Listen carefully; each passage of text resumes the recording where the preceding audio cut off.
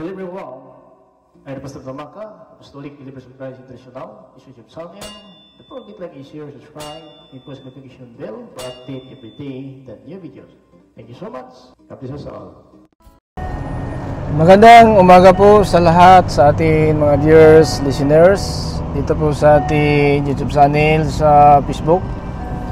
Naway ang kapayapaan at habag biyang Diyos ay sumasa atin lahat sa magitan ng ating Panginoon Jesus Cristo. Ito po yung lingkod kay Kristo Jesus, Pastor Tamaka, Apostolic Believers of Christ International. Kapatid, sa araw na ito is sa June 29, 2024, palibagong araw, dagdag na ating mga taon sa ating buhay sa magitan po ng ating Panginoon Hesus Kristo. Siya po ang naghawak ng buhay natin. Siya po ang hawak ng susi ng kamatayan at ng daigdig ng mga patay. Sa lahat natin mga viewers sa ating YouTube channel sa Facebook, so huwag natin kalimutan mga kapatid, mag-like, i-share lang po natin ang salita ng Diyos para po na update po tayo sa bawat araw sa ating mga video, live streaming tungkol po ng kaligtasan. Mga kapatid, ito po yung lingkod kay Kristo Jesus, Pastor Tamaka, Apostolic Believers for Christ International. Ay patuloy tayo na nag-aral at pinapangaral natin ang salita ng Diyos. Inuunawa, pinapaunawa natin para po na maisagawa natin talaga ang kalooban ng Panginoon. Now, ang plano ng Diyos na nais ang Panginoon na lahat ng tao ay maligtas. Yan po ang plano ng Panginoon sa atin, na lahat ng tao ay maligtas at makakaalam ng katotohanan. Dahil mga kapatid, ang katotohanan lang po ang nagpapalaya po sa atin sa tradisyon, doktrina, alituntunin ng mga gawain sa sanlibutan na hindi po ayon kay Kristo. Kaya mga kapatid, ito po ay ginagawa natin sapagkat ang sabi ng Panginoon kay Josue sa Josue Kabanata 1 talata 8, na aklat ng kutusan na ito, huwag mong hiwalay si bibig, ito'y pagbulay-bulayan mo araw at gabi upang magawa mo ang lahat nakasulat dito. Kung magkaganon, maunlad, pagpapalain ang buhay natin dito sa lupa.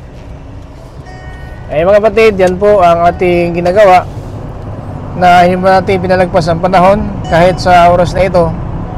Habang nabigar po tayo, ay atin talagang pinag-aralan ang salita ng Diyos at maparating natin ang salita ng Diyos, sapagkat yun po ang nais ng Panginoon sa lahat ng tao na maligtas. Ay po sa 1 Timothy in chapter 2 verse 4. Pakinggan natin. Nais niyang maligtas ang lahat ng tao at malaman ang katotohanan. So yan po ayon po sa Biblia, nais niyang maligtas ang lahat ng tao at makakaalam ng katotohanan. Dahil ang katotohanan mga kapatid, ang pagpapalaya po sa atin sa samahan, tradisyon, doktrina, lituntunin na hindi po ito sang-ayon sa ating Panginoon Hesus Kristo. No, kahit na po mga kapatid, matagal na po tayo na sumasama sa samahan kung reliyon, pero mga kapatid, ang dapat malaman natin na kung sang-ayon ba sa katotohanan ang aral. Ayon ba talaga sa katotohanan ang aral nila o may kaibahan po, no, sa mga aral ng mga apostol? Dahil hindi pwede mga kapatid mag-iba tayo. Hindi pwede mag-iba tayo sa aral ng mga apostol, dahil kapag nag-iba tayo, mapahamak tayo mga kapatid. Kasi kung ano turo mga kapatid na iba sa mga apostol, maging sumpa po. Yan mga kapatid ang pinatunayan ng Biblia, na nagtuturo na iba sa mga apostol ay maging sumpa. Kapatid, maliwanag po Tanda po natin sa 8:9 sa Galatias 1, no? Yan mga kapatid ang sinabi ng Biblia. Sumpa ang kahantungan na mag-aaral po ng iba na mga aral ng mga apostol. Painawa ng Diyos ang sinuman, kami o maging isang anghel galing sa langit, na mangangaral sa inyo ng magandang balita na iba kaysa sa ipinangaral namin sa inyo. Sinabi na namin sa inyo noon at muli kong sasabihin, kung may mangangaral sa inyo ng magandang balita na iba kaysa sa tinanggap ninyo, sumpain siya ng Diyos. Mga kapatid, tanda po natin ang mga isinumpa papunta po doon sa apoy na hindi mamatay. Kaya iwasan natin na maging sumpang tayo sa paningin ng Diyos, kasi ang lahat ng isinumpa doon po sa apoy na hindi mamatay. Pakinggan natin. Kaya mga kapatid, no, ang mga isinumpa, kung saan po sila papunta, doon po sa apoy na hindi mamatay. Mateo 25:41. Pakinggan natin mga kapatid ang mga isinumpa, kung saan talaga magpunta ang mga isinumpa ng mga tao. Katapos, sasabihin ko naman sa mga tao sa aking kaliwa, lumayo kayo sa akin, kayong mga isinumpa ng Diyos. Doon kayo sa walang katapusang apoy na inihanda para sa diablo at sa kanyang mga kampon. So mga kapatid, yan pala ang dahilan bakit iwasan natin maging sumpa sa paningin ng Diyos, dahil confirm po sa Biblia na ang mga isinumpa papunta sa apoy na hindi mamatay. Katapos, sasabihin ko naman sa mga tao sa aking kaliwa, lumayo kayo sa akin, kayong mga isinumpa ng Diyos. Doon kayo sa walang katapusang apoy na inihanda para sa diablo at sa kanyang mga kampon. Ayan. So dapat pala iwasan na maging sumpa tayo, kasi ang mga isinumpa doon sa apoy na hindi mamatay. No, bakit maging sumpa ang tao, mga kapatid? Dahil po sa masama, no? Sa masama na pamumuhay. Kasi ang sinabi sa Mateo 25 in verse 32 to 33, ganito po ang sinabi ng Panginoon dito po sa kaliwa. Kasi itong nasa kaliwa, mga kapatid, mga isinumpa. Napakinggan natin sa 32-33 dito po sa Mateo chapter 25. Ito po ang sinabi ng Biblia. Itipunin ko sa aking harapan ang lahat ng lahi sa mundo. Pagbubukod-bukurin ko sila, tulad ng ginagawa ng pastol sa mga tupa at kambing. Ang mga tupa na walang iba kundi ang matutuwid ay ilalagay ko sa aking kanan, at ang mga kambing na walang iba kundi ang masasama ay ilalagay ko sa aking kaliwa. So, yun pala ang nasa kaliwa mga tao, mga kambing, mga makasalanan. Kaya, iniiwasan natin ang paggawa ng kasalanan, sapagkat ang makasalanan doon sa kaliwa na ito i-describe ng Panginoon, ito ang kambing, no? Ang kambing, mga kapatid, itong mga kambing, mga masama, gumagawa ng kasamaan, at saka nagtitiwala lang sa tao, sa aral ng tao, hindi sa aral ng Panginoon. Aral ng tao. Kasi kapag sumunod tayo ng aral ng tao, maging sumpa din tayo. Kasi ang sinunod natin ang tradisyon, doktrina, aral ng tao, na hindi po yun pala ang dapat natin gawin. Napakinggan na natin sa Jeremiah 17 verse 5. Ito mga kapatid, sinumpa din. Ang mga tao na ito, sinumpa din. Anong kaibahan sa gumawa ng masama na sinumpa din, at itong mga tao nagtitiwala lang sa tao? Pag sinabi nagtitiwala sa tao, ay ibig sabihin sumusunod ka lang ng aral na ito'y gawa-gawa ng tao, hindi po galing sa Panginoon. Sumpa din ang kantungan. Napakinggan na lang natin dito po sa sulat po ni Propeta Jeremias 17:5. Sinumpa din itong mga tao na ito. Sinabi pa ng Panginoon, isusumpa ko ang taong lumalayo sa akin at nagtitiwala lamang sa tao. So ito po, sinumpa din ang na lumalayo sa aral ng Panginoon at nagtitiwala sa tao. Ganun lang po yan mga kapatid. Kapag ating sinusunod po na aral, ay hindi po ito ang aral ng mga apostol, sa pagitan ng salita ng Diyos, sumpa din ating kantungan. Maliban sa mga kambing na gumawa ng masama, mayroon pang sinumpa na ito nagtitiwala sa tao. Kaya minsan kasi sinasabi natin, matagal na tayo sa samahan, matagal na tayo mga may relihiyon, kung mayroon tayong tradisyon, doktrina, na yun pala mga kapatid, ay hindi pala ito doktrina kung tradisyon ng Panginoon. Kasi may aral ang Diyos. No? Yung tradisyon, doktrina na sinusunod natin, aral din yan. Ang problema, kung aral ng tao lang yan, sinusunod natin, sumpa di ating kantungan. Sapagkat, ganito po ang sinabi ng Biblia. Sinusumpa ng Panginoon ang nagtitiwala sa tao, malumayo tayo sa aral ng Diyos. Hallelujah. Sinabi pa ng Panginoon, isusumpa ko ang taong lumalayo sa akin at nagtitiwala lamang sa tao. Now, paano lumayo tayo sa Panginoon at nagtiwala sa tao? Kasi ang aral, mga kapatid, yan po ang sinusunod natin. Pero kung napalayo na tayo sa aral, doon tayo tiwala sa tao, naligaw na pala tayo. Na yun pala sinusunod natin na tradisyon, doktrina, ay hindi yun ang dapat natin gawin. So, maging sumpa din tayo. So, huwag naman mga kapatid na maging sumpa po tayo dahil lang pa sa doktrina, tradisyon, mga kapatid, na ating sinusunod. So, anong gawin natin?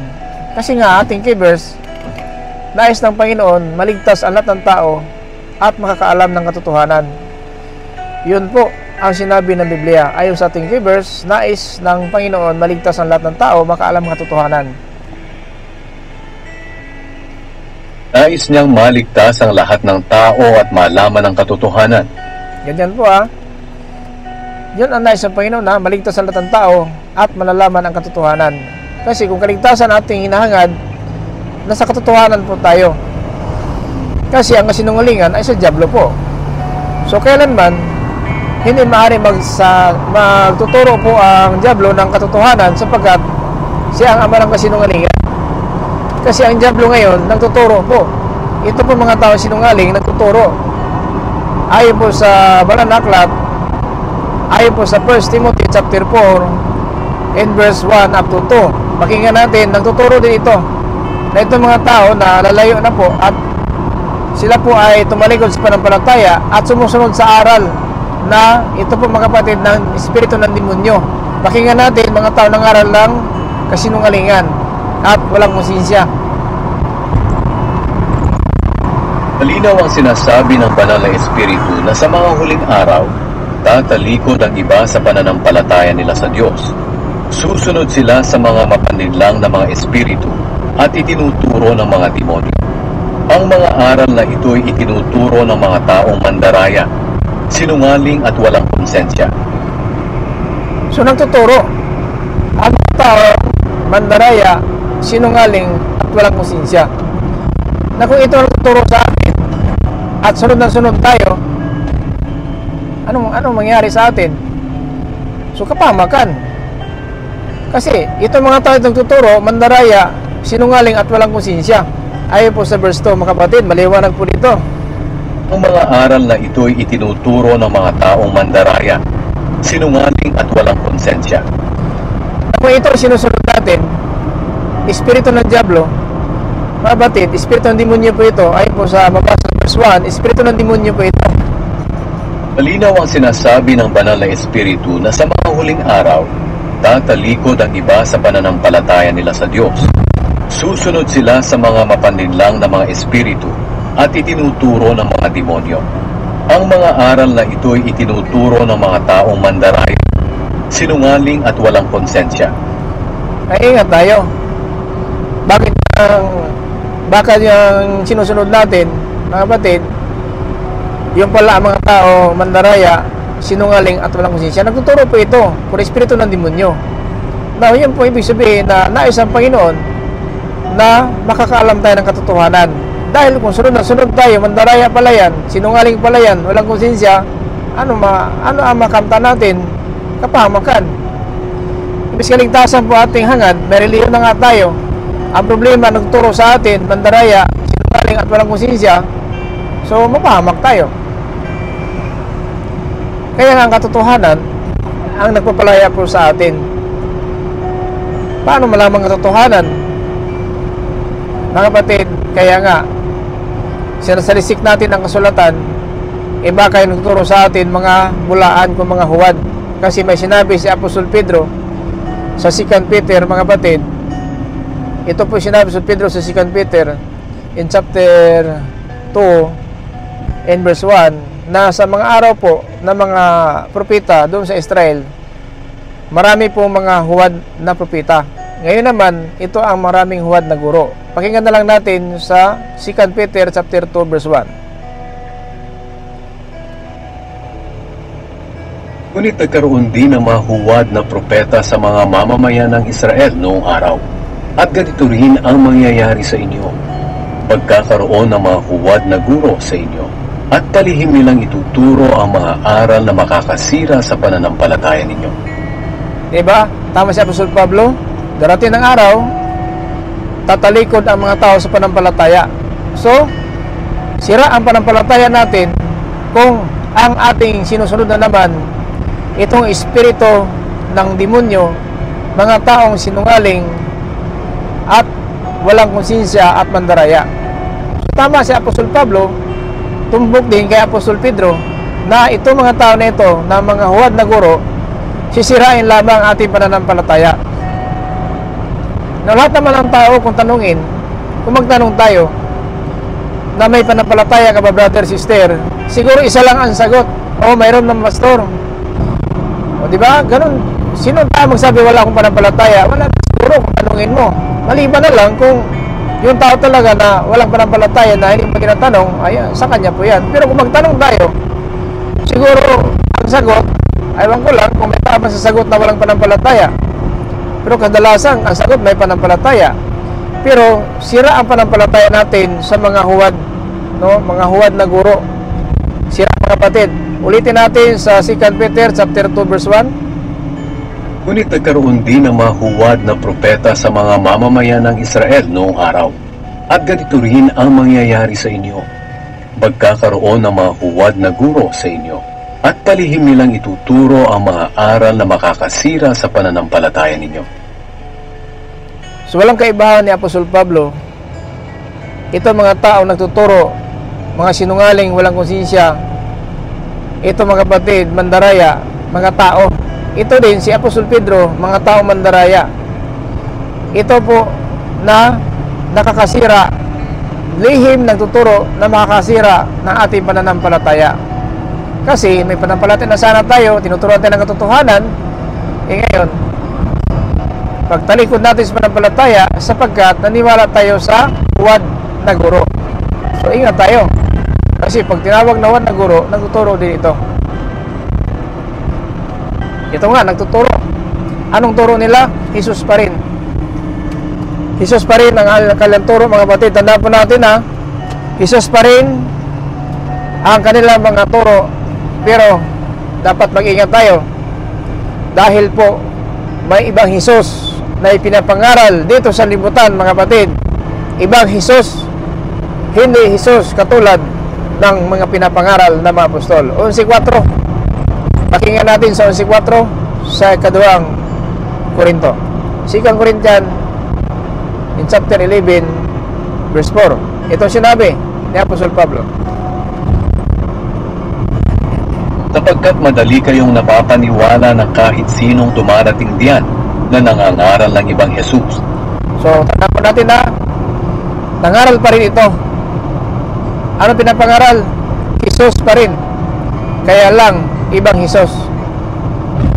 Hindi katulad ng Jesus na pinapangaral ng mga apostol, Jesucristo, anak ng Diyos, naging tao, at ating Diyos na makapangyarihan sa lahat. So ito rin, Jesus din pinapangaral. Pero tandaan po natin, dapat alam natin ang Jesus na ito kung walang kaibahan sa Jesus na pinapangaral ng mga apostol. Yan dapat natin malaman. Kung walang kaibahan sa Jesus na sinabi ng Apostol Pablo, si Jesucristo anak ng Diyos, si Jesucristo naging tao, si Jesucristo ang ating Diyos Ama na lumalang kung lumilikha ng lahat ng bagay at nabubuhay tayo ngayon sa pagitan niya. So yan po ang Hesus na pinangaral ng Apostol Pablo ng mga apostol. At kung may ibang Hesus na pinapangaral, mga kapatid, ibang espiritu. Tuloy natin. Isa sa aming ipinangaral sa inyo, at tinatanggap din ninyo ang ibang uri ng espiritu at ang kanilang sinasabing magandang balita na iba kaysa sa inyong tinanggap sa amin. Ibang espiritu, magandang balita, iba sa tinanggap natin sa apostolis. Anong tawag ni Apostol Pablo sa mga taong ito? Verse 13. Pagkat ang mga taong iyan ay hindi naman mga tunay na apostol, kundi mga manlilinlang at nagpapanggap lang na mga apostol ni Kristo. Ang mga taong iyan, nangaral na ibang Hesus, mga batid, mga taong manlilinlang at hindi totoo apostol ng Panginoon Kristo. Bakit? Hesus nga pinapangaral, pero ibang Hesus po, tao lang, anak lang, hindi Diyos Ama na makapangyarihan. So, ganun po ang ibang aral kaysa natutunan natin sa mga apostol, si Jesucristo naging tao, anak ng Diyos, at siya ang Diyos Ama na lumulang ng lahat ng bagay. Pakinggan natin si Apostol Pablo sa Gawa, Kabanata Siyam, talata 20. Ganito po ang aral ni Apostol Pablo tungkol sa Hesus na pinapangaral na apostol. Kung walang kaibahan sa Hesus na yung napakinggan at pinapangaral po sa inyo. Pakinggan sa Apostol Pablo, 9:20 sa Gawa. Punta siya sa mga sambahan ng mga Hudyo at ipinangaral niya si Jesus ang anak ng Diyos. Nagtaka ang lahat ng nakarinig sa kanya. So, anong aral ng Apostol Pablo? Si Jesus, anak ng Diyos. Maliwanag po ha. Ulitin natin ha. 9:20 sa Gawa. Punta siya sa mga sambahan ng mga Hudyo at ipinangaral niyang si Jesus ang anak ng Diyos. Si Jesus, ang anak ng Diyos. Now, kaya, dapat ang aral ni Apostol Pablo, si Jesus, anak ng Diyos, hindi po tayo mag-iba. Kasi kung mag-iba tayo mga kapatid, mag-iisumpa tayo. Ayaw sa sinabi niya sa Galatians 1:8. Sinumpa, kahit anghel man, kung siya ay babalik na mga magandang balita, iba sa pinapangaral, maging sumpa. Now, ang sabi sa Pablo sa 9:20 si Jesucristo anak ng Diyos. Now, punta natin sa Roma 9:5 kung ano ang papaliwanag din niya tungkol kay Jesus. 9:5 dito po sa Roma. Pakinggan natin. Ito po sinabi, mga batid, ng sulat ni Apostol Pablo sa taga-Roma, Roma 9:5. Ang kanilang mga ninuno'y mga pinili ng Diyos at nagmula sa kanilang lahi si Kristo nang siya'y maging tao. Si Kristo naging tao. So, ganyan po ang aral ng mga apostol na si Kristo naging tao. Naging tao maliwanag po ang Biblia, naging tao. Si Jesucristo naging tao. Sino po naging tao? Si Jesucristo.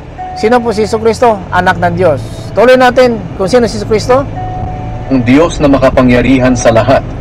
Ang Diyos na makapangyarihan sa lahat. Mga kapatid, tandaan po natin ulitin natin Romans chapter 9 verse 5. Ang kanilang mga ninuno'y mga pinili ng Diyos at nagmula sa kanilang lahi si Kristo nang siya'y maging tao. Ang Diyos na makapangyarihan sa lahat na dapat purihin magpakailanman. Ang Diyos na makapangyarihan sa lahat at dapat purihin magpakailanman.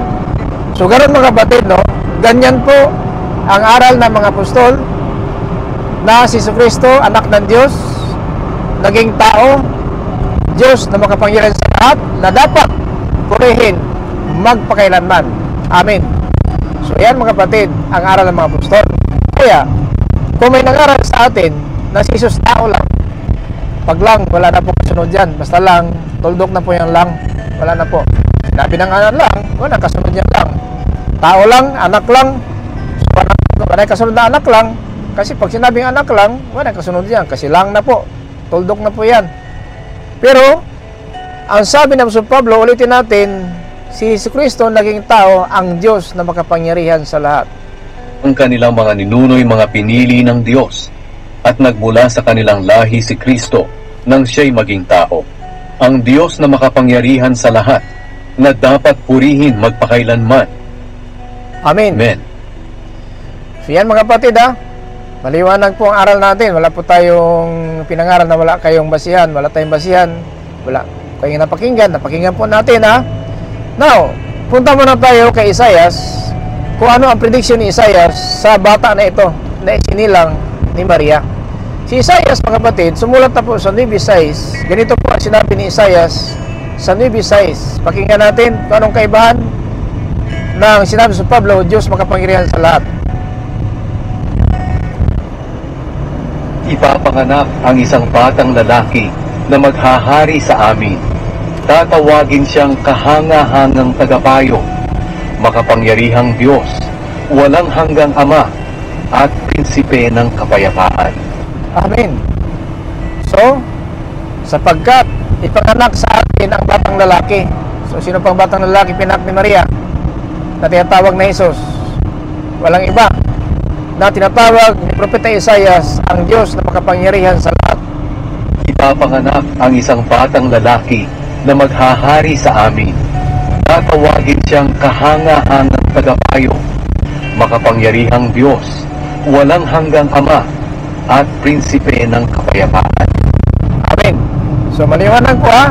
Wala po tayo ipinapangaral na wala po kayong napakinggan. So, ang papatunay na ang isilang ni Maria, Diyos na makapangyarihan, walang hanggang Ama. So, maliwanag po. Kaya hindi pwede sabihin natin, kapatid, na si Jesucristo hindi po ang Diyos Ama. Siya ang Diyos Ama, naging tao siya, at siya ang anak ng Diyos. Bakit ganon? Kapatid, bakit ganon po? Diyos Ama, at ito po anak din, at naging tao din, at ito po din ay sinabi ni Propeta Isaias, ang Diyos na makapangyarihan sa lahat, Ama na walang hanggang. Now, tingnan natin si Apostol Pablo sa unang Korinto 8:6. Kung anong kaibahan, kapatid, na sinabi ni Apostol Pablo sa 1 Corinthians, Kabanata 8, talata 6. Ito po ang sinabi ni Apostol Pablo.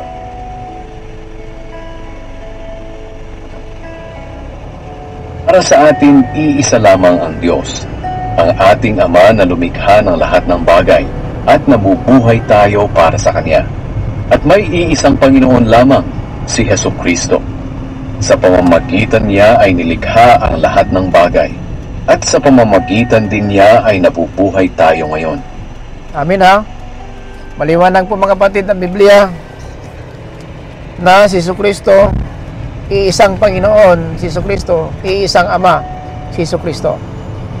Na, mga kapatid, anong kaibahan, no? Anong kaibahan sa aral ng sanlibutan na si Jesucristo anak lang, si Jesucristo tao lang? Pag sabihin natin ang ating Diyos Ama, ay hindi pa siya maniwala. Tulad na tagapagturo, si Jesucristo anak lang talaga. Pag sabihin natin Diyos Ama, ayaw maniwala. So, may kaiba sa mga apostol. So, yun pong dahil maging sumpa ang tao, kapag nagtiwala ka na sa tao, na maniwala ka, tao lang, anak lang, at hindi Ama, kung makapangyarihan sa lahat na Diyos, ang ating Panginoon Jesucristo. So, ganyan po ang kalagayan natin na sa nais ng Panginoon maligtas ang lahat ng tao at makaalam ang katotohanan, kaya ang katotohanan palaya po sa atin. Pero kung wala sa ating katotohanan, maaring ligaw pa tayo ngayon hanggang sa mga araw na ito. Maaring ligaw po tayo, at yun pong dahilan, mga kapatid, na ang ating inasahan ng kaligtasan, yung pala ang kapahamakan. So sana, mga kapatid, nakadagdag po sa atin aral na ito. Sinsya lang po, ito lang tayo sapagkat video lang po ito. Ito, mga kapatid, ating ginagawa, at sana po huwag tayo magsawa, no, sa paraan po natin. Ito po sa ating mga video na ginagawa po natin, mga kapatid, tanda po natin ito. Ginagawa natin mga video na ito kahit paano marami tayong matutunan, at sana po sa araw na ito pagpalain tayo ng Panginoon sa pagitan ng Kanyang salita. Ito po pinapangaral talaga natin na sana po, mga kapatid, ay malaman ang katotohanan at makapaglingkod tayo sa tunay na Diyos. Hindi po tao lang, hindi anak lang, kundi siya din ang Diyos na makapangyarihan sa lahat. So maraming salamat po, no, sa lahat ng mga viewers natin, listeners. Dito po sa YouTube channel sa Facebook, na may kapayapaan at habag, bigyan ng Diyos ay sumunod sa atin lahat, sumagitan po ng ating Panginoon Kristo. So ito po yung lingkod kay Kristo Jesus, Pastor Tumaka, Apostolic, Believers of Christ International. Sabi sa Batisa, grace, mercy, and peace. Be with you as, Jesus Christ. Amen.